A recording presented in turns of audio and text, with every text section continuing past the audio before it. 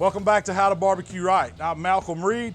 Today I got my buddy Heath Riles here from Heath Riles Barbecue. Heath, what's happening, man? How are you, brother? Look, I'm fixing to learn a competition recipe. Heath's been Rib Team of the Year for the past 4 years in the MBN. This year, you're back in the lead 5 years in a row, and you're gonna show me how to cook an MBN-style competition rib, right? I hope so. All right, I just wanna know the flavors and the secret recipes. That's all I want. I noticed you don't have any killer hog stuff out here. That's okay. Well, I didn't want to give away all my secrets. All right. Well, Heath, tell us a little bit of what kind of ribs you got, what we're gonna be doing. These are Cheshire Pork ribs from Heritage Farms in North Carolina, and it's a really, really good, all-natural, organic raised pork. I'm excited about trying. I've never tried any of the Cheshire, so I'm gonna go on the other side of the counter. He's gonna get ready. We're gonna prep these ribs. He's gonna take us through all the steps. Let's get to cooking. All I did was take them out of the pack and kind of cut the ends off of them, and maybe if they're running at a little bit of an angle, you square them up a little bit, but these right here did not need much at all. You pull the membranes off the back. Pull the membranes off the back, made it really simple, really easy. Start under one end with a knife or your thumb. I use my thumb a lot to get on the edge, and then take a paper towel and peel it right off. So these are St. Louis cut ribs. In MBN, I know a lot of times you'll do the baby back ribs or loin backs, but eating them at home, I like to eat the St. Louis. I do too. I want a nice meaty rib, and so I'm gonna give you the same recipe that I use for competition on these St. Louis ribs, and this is actually what I use on the KCBS side when I'm cooking. Oh, cool. What's the first step in the process? Well, you know, as we like to use a binder on our ribs. I prefer mustard. Some people use peanut oil or regular oil. You know, it don't take a lot. Just plain yellow, right? Just plain yellow mustard. And you know, they say this is kind of a Memphis thing. I know I use mustard as a binder. I've cooked it without. I mean, I can't tell a huge difference, can you? My wife, she's kind of stayed on me, and like when she hadn't went with me to a competition and I just was lazy and didn't do the mustard on there because like you said, I couldn't tell much of a difference anyway. I didn't hit in ribs, and every time I use mustard, it seems like I've done real well with ribs. Stick with that mustard. So now I start with a little bit of light layer of my garlic jalapeno rub. It's not gonna be something that's gonna overwhelm you. It's just gonna have a little bit of heat on the back end. And now I come back after I put the garlic jalapeno rub on real lightly, and I come back with a layer of my pecan rub. Just kind of a medium coat. The last layer that I put on is my honey rub. And I started using my honey rub typically just for the color and a little bit of sweetness that I get from it, because it puts off a really unique color. You see how light that color is? Yeah, it's almost like a brown sugar tone. It's just light. And then I just kind of come back and press it in a little bit. Same treatment on both sides? Same treatment on both sides. Garlic jalapeno, the pecan, and then the honey. Gotta have that honey for the money, right? Honey for the money, that's it. Honey for the money. But you're building layers, and that's what I like to do too. Same thing. It's all about layers of flavor. Now I get this question all the time, and I'm gonna ask you, you ever mix them all and just put one coat? Mixing everything in equal parts is fine, except for the garlic jalapeno. Don't do that. Start with a base layer of that. And if you wanted to use these in equal parts, like a half a cup each or a quarter cup, you're just doing a couple slabs, you'll be fine with that. Just pressing it in lightly, not rubbing Pressing it in, not rubbing it. I want to know this. How long are you going to let this seasoning sit before these ribs are ready to hit the pit? Do we need time? Believe it or not, in competition, I season about 20 minutes before my ribs go on the grill. On the KCBS side, I mean, same thing, 15, 20 minutes tops, and they're going on the grill. So just long enough to sweat a little bit? Just long enough to sweat a little bit. And, you know, if you want to go on there immediately right now, you can. It's no big deal. I can't tell a huge difference at all letting them sit out an hour or letting them sit out 15 minutes. So we're gonna come right out of the cooler. You don't have to let them come to room temp, hit them with the seasoning. By the time your grill's up to temp, they're ready to go on 15, 20 minutes. So Heath, we're gonna be using my Traeger grill today. I know you cook on Traegers all the time. What kind of pellets do you like to use for ribs? I like blending the hickory and cherry together, mixing them up and putting them in the basket. I mean, that's just what I prefer. I love cherry smoke, absolutely love it, but I think barbecue is so traditional that you have to have a little bit of that hickory incorporated in it. So we've got it running about 275. That's where you want to cook ribs today. It's up to speed. Let's grab these ribs and get them on the pit. Now also what I like to do when I put them on, I like to take and bunch those ribs up and get the bones kind of straight on them. Even if you've got a slab running at a little bit of a curve, once you bunch them up, you can kind of, you see how it made those bones straighter there? Once I bunch that rib up, however you set that rib is however it's gonna cook. You can get more meat in between the bones, what a judge wants if you squunch them up like that. Gotcha. We got it at 275. We doing anything before we wrap them or what? I don't touch ribs. I leave them on, let them go 2.5 hours on the Traeger, just enough till the rub sticks really well and on the meat good. and I do what I call a smear test. When I can take my finger and wipe that rib and no rub comes off and it's stuck to it, I know it's time to be wrapped. So we're gonna watch these ribs a couple hours. We'll come back, we'll show y'all what they look like as they cook. So Heath, we're about, what, an hour and 45 in? What do you think, man? I think they look really good. You could go ahead and wrap them. When you can touch it and you're not getting very much off of it, those are really close. I'd say we probably need to give it about another 20 minutes or so. 20, 25 minutes, and I think we'll be fine. They look good, man. We've got a beautiful bark on them. I like that color that the rubs gave them. Ribs have been on about 2 hours and 20 minutes. You can see they got great color. They're perfect where they need to be wrapped at. They're sweating a little bit, but I see what you mean, how the rub is kind of tightened up everywhere on them. You're not going to lose that layer of seasoning. They got a little bit of bend to them, about where they need to be. Perfect.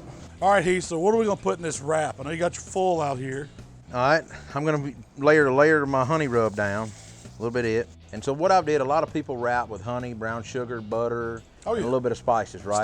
Standard. So I developed a product with dried butter, granulated sugar, honey granules, and some spices. And I mix them up in blender with apple juice. Makes it really simple, really easy. You can make it in advance. So you're taking all that butter, the brown sugar, the honey, it's just in powdered form. Now, when I lay this rib down here, I always like to pick, if there's any big black where bloods come out of the bones, kind of pick some of that off. But other than that, you can see that thing is pretty much where it needs to be. And I lay a little more honey rub on the back, take and do 3/4 of a cup, kind of pour it on. And I just pour it on the back because you're always gonna get some run over on the bottom, right? And I've double layered the foil here, just come over with it. But double layer, I do the double layer too because it helps with those bones start poking through, and they don't poke through the foil. It makes it really simple, really easy. Now we're ready to go right back on the Traeger. I'm ready to go right back on there. 275, hold that temp steady. 275 we're gonna check them in an hour. 1 hour. 1 hour we'll check them for tenderness. And we'll check them with a thermopin, and I'll show you about that, how I do that. So Heath, the rib's been on about 50 minutes and you want to get your glaze ready. What are we glazing with today? I'm gonna mix my sauces 2-to-1 ratio. 1 part my vinegar and 2 parts my sweet sauce is what I'm gonna do. So I'm gonna start off, since we don't have but a couple slabs, I'm gonna do about 4 ounces of my vinegar sauce. And I'm gonna come back with about 8 ounces. And you just mix it up like this day of contest, or? Yep, I do. I have some bottles with measuring lines on it, and I just pour and fill them up. And you know, if you wanna add a little more sweetness to it, you can always add honey, or spicy honey or whatever. And depending on where I'm at in the country, I may use a little bit of honey. Get you a nip of that? Yeah, I'll try it, I ain't scared. That's got good balance. You get the sweetness, but you get a little bit of the tanginess from the vinegar. And it thins it down because the vinegar sauce is a little runnier. So it kind of, for a glaze, that's perfect. It's not too thick. You just want just a good, light, even coat on it. So we're an hour in, Heath. We're gonna check these ribs, see what they're like. We're gonna check them. I actually take my ribs and I check them with a thermopin. What I wanna do is unwrap them and get in here, and you can see that the bones are starting to pull through on the ends. And so this rack's reading about 196 is what it's saying to the bevel of a thermopin, 198.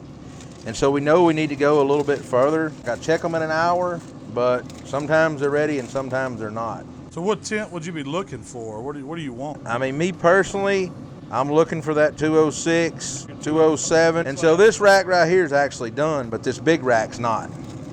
So we want to pull one off? Yeah, let's pull it off and get it rested, and we can cover it up with something. If not, it's gonna be too tender. But we'll let this rack stay on here and finish cooking. So I'm gonna set another timer about 20 minutes and we'll check them again. All right, Heath, so both ribs is ready?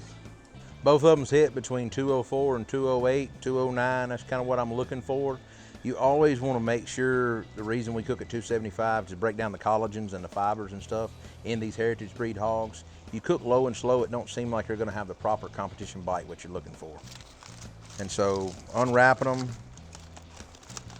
you can see how that butter bath has really solved in there. And I always like to take and lean them up a little bit and drain some of that stuff off the back. And that's when I come in, and I always like to take a little bit more of my rub and just kind of put a little bit on the back of there. Then you're just brushing that glaze right on. Just brushing that glaze right on. And I'm gonna take and flip this out.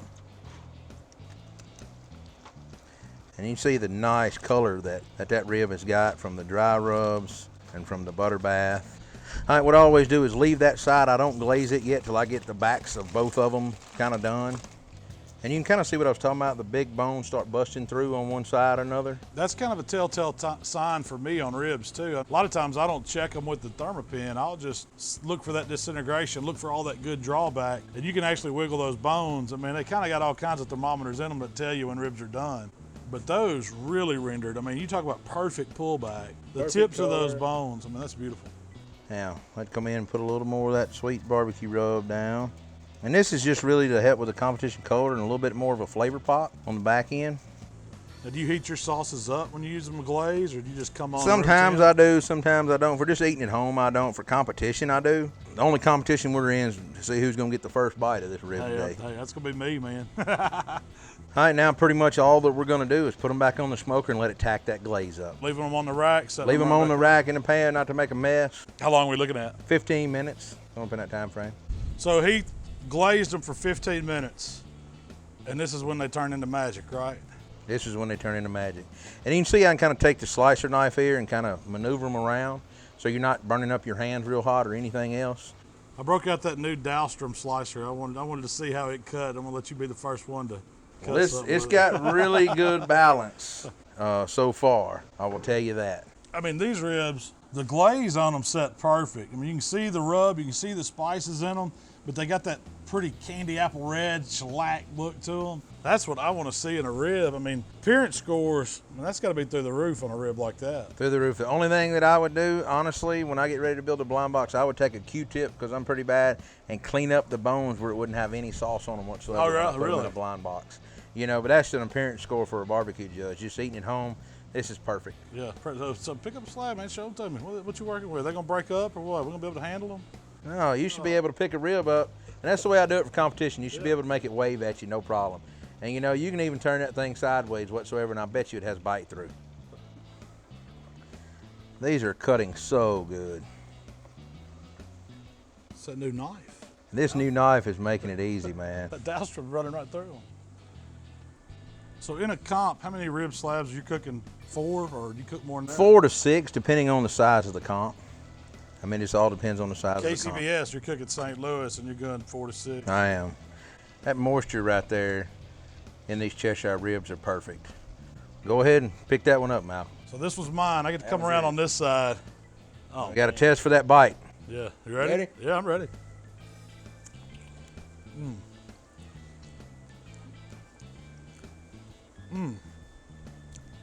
Man. I hear you, big dog. That's a rib right there. And I could pick it up and wiggle it, but I could still tear that completely off the bone. Dang. I mean, check it out. Bone's clean. That's perfect. The bite was there. These ribs are juicy. That butter bath, it gave some flavor to them. You know, you still get they're really rich. You get that from the butter and the brown sugar in it. It helps hydrate them, helps them stay moist. The key to the butter bath is you have to let the rub stick to the rib. What we did, that 2 hours and 20 minutes on the grill, and I couldn't smear it off, that's the key to it. You see the color that it had beforehand, before I sauced it, and then you see the little bit of rub on it and a little bit of barbecue sauce, the color that it has. That's a competition-worthy rib all day long. All day long. I mean, they got the color, they got the appearance. You know, the rubs and the sauce did that. Texture's there, they're bite through. Flavor is through the roof. That's where it's at. That's all about flavor right there. Flavor and tenderness wins contests. You got to have the flavor. You got to edge the next guy out. And you know, I always tell a barbecue judge, you're looking for that 5 to 7 minute bone turn, right? When you can pull that bone out and it's all the way white, it means it's overcooked. Well, these bones are not. They're just now starting to speckle up. And the longer we let them sit there, the more they're going to speckle up. Clean as they can be. Clean as they can be. Hey, you could take those, turn them into a necklace, right? That's it. Well, Heath, man, I appreciate you coming out today, sharing this recipe with me. I feel like I learned something. I know everybody out there is. Well, thanks for checking out our video today, Heath. Thanks for coming out. Man, where can they find you? At Heath Riles BBQ on Facebook and Instagram and Twitter. Follow your adventures. Follow my ventures. And a lot of times we're right there together. Yeah, that's right. That's hey, what makes it so great. Well, hey, you know, y'all can find me, HowToBBQRight, everything, Instagram, Facebook, Twitter. We got a new app where you can watch these videos on too. Subscribe to the channel if you want to know when we're putting out new videos. We're going to be putting out stuff all the time. We'll see y'all next time.